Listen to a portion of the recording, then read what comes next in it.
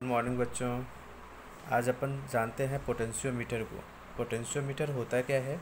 तो कहते हैं कि it is a device use to measure unknown EMF और पोटेंशियल डिफरेंस एक्यूरेटली। मतलब कि ये एक ऐसा डिवाइस होता है जो अननोन ईएमएफ या पोटेंशियल डिफरेंस को एक्यूरेटली मेजरमेंट करने का काम करता है। इसमें एक्चुअली ये बहुत ही सेंसिटिव डिवाइस होता है। तो इसको ये क्या करता है कि जैसे कोई भी पोटेंशियल डिफरेंस जो होता है किसी डिवाइस के अंदर, ये बहुत ही एक्यूरेटली मेजरमेंट कर लेता है कि अगर अपन थोड़ा बहुत भी अमाउंट में करंट अपन देते हैं तो ये उसको ईजिली मेजरमेंट कर लेता है। तो इसका प्रिंसिपल क्या होता है वर्क करने का? तो प्रिंसिपल कहते हैं कि the basic principle of potentiometer is that when a constant current flow through a wire of uniform cross sectional area and composition, the potential difference across any length of the wire is directly proportional to that length। अब देखिए इसमें क्या क्या चीज़ें क्या है कि इसका प्रिंसिपल क्या है। तो प्रिंसिपल है कि ये कांस्टेंट करंट जब अपन किसी वायर के थ्रू पास कराते हैं, कांस्टेंट करंट कहने का मतलब है डीसी करंट, ठीक है, कि किसी वायर के थ्रू अपन पास कराते हैं तो उसका जो है cross sectional area and composition जो है वो सेम होना चाहिए। अब जैसे यूनिफॉर्म वायर होते हैं, उसका एक ही मटेरियल का बना हुआ होना चाहिए, उसी को अपन कंपोजिशन कह रहे हैं।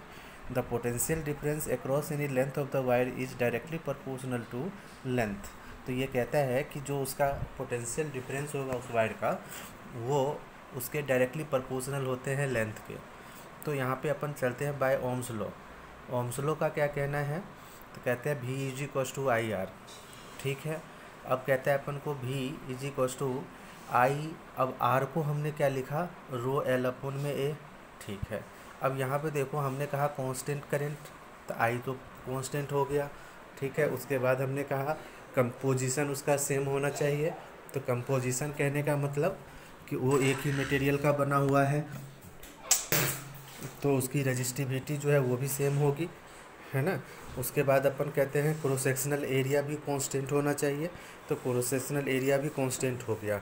तो अगर अपन ये तीनों को कांस्टेंट कर दें, तो ये तीनों अगर कांस्टेंट हटते हैं तो यहाँ पे सिर्फ एल बचता है। तो एल तो अपन घटा बढ़ा सकते हैं, इसीलिए अपन को ये लेंथ का डायरेक्टिव प्रोपोर्शनल कह दिया पोटेंशियल डिफरेंस। तो अब यहाँ से अपन क्या करते हैं, इस प्रोपोर्शनलिटी को ब्रेक करते हैं। तो यहाँ पर आ जाता है के, जिसको अपन कांस्टेंट के नाम से जानते हैं, और यहाँ पे कहते हैं K is equal to I rho upon में ए हो जाएगा, ठीक है। और ये के इंटू में एल हो गया, ठीक है। अब अपन यहाँ पे कहते हैं कि K is equal to V upon में एल। तो यहाँ पे जो अपन को आ गया के और वी अपॉन में एल, तो ये पोटेंशियल के ग्रेडियंट के नाम से जाने जाते हैं। पोटेंशियल ग्रेडियंट मतलब potential drop per unit length, मतलब एक यूनिट लेंथ में जो पोटेंशियल या वोल्टेज डिफरेंस होते हैं उसी को अपन क्या कहते हैं? पोटेंशियल ग्रेडियंट कहते हैं। तो आपसे ये भी डेफिनेशन पूछ लिया जाता है, what is the potential gradient. तो अपन K is equal to V upon में एल कहेंगे, और कहेंगे कि potential drop per unit length जो है उसी को अपन पोटेंशियल ग्रेडियंट के नाम से जानते हैं। अब है एप्लीकेशन ऑफ पोटेंशियोमीटर। अब इसका एप्लीकेशन एक्चुअल में होता कहाँ है ना। तो अपन इसके कहते हैं कि comparison of EMF of two primary cells. पहला इसका अपन कंपैरिजन करते हैं। इसमें अपन कंपैरिजन के अंदर किसी जैसे दो प्राइमरी सेल अपन ले लेते हैं, उन दोनों प्राइमरी सेल के बीच में कहीं पे पोटेंशियल डिफरेंस होगा, उसको ये एक्यूरेटली मेजरमेंट करने का काम करेगा।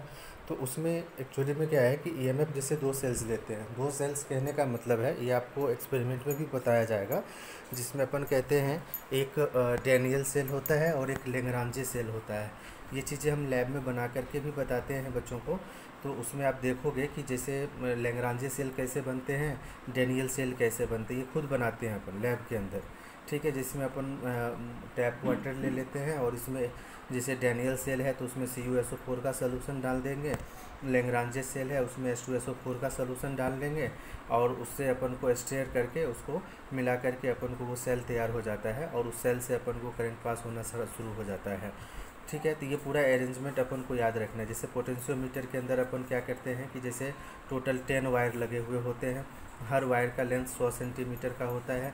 इस तरीके से अपन इसको अरेंज करके एक वुडन ब्लॉक पे लगा हुआ होता है। और इसमें जैसे ए का सेक्शन अपन ने क्या किया, बैटरी के पॉजिटिव टर्मिनल से कनेक्ट कर दिया, बैटरी का जो नेगेटिव टर्मिनल है उसको अपन की के एक टर्मिनल से अटैच कर दिए, की के एक टर्मिनल को अपन ने रियोस्टेट से कनेक्ट कर दिए, और रियोस्टेट का जो एक एंड है वो अपन पोटेंशियोमीटर जो अपन वुडन ब्लॉक है उसके बी सेक्शन से अपन अटैच कर दिए।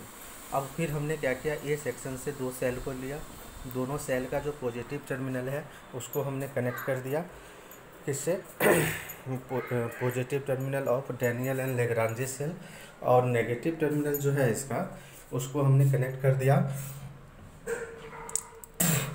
एक टू वे की के थ्रू। टू वे की मतलब कि उसमें 2 तरह से करंट को, जैसे एक को ऑफ करेंगे तो दूसरे से करंट जाएगा, एक को ऑन करेंगे तो दूसरे से करंट जाएगा, है ना। तो इस तरीके से अपन को ये 2 सेल इस तरह से कनेक्ट किए हुए होते हैं, ठीक है। अब अपन क्या करते हैं, इस टू वे की का जो मिडिल पॉइंट होता है उस मिडिल पॉइंट को हम क्या करते हैं कि एक रेजिस्टेंस बॉक्स से अटैच कर देते हैं, और रेजिस्टेंस बॉक्स का जो दूसरा एंड है उसको हम क्या करते हैं गैल्वेनोमीटर से एक एंड से अटैच कर देते हैं।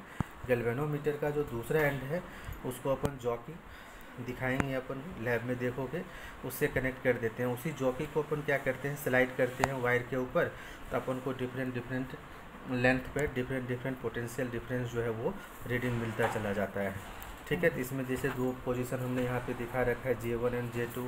तो J1 क्या है, फर्स्ट पोजीशन है जो शो करेगा और न्यू लेंथ के लिए, और J2 जो होगा वो सेकेंड लेंथ L2 के लिए रिप्रेजेंट करेगा।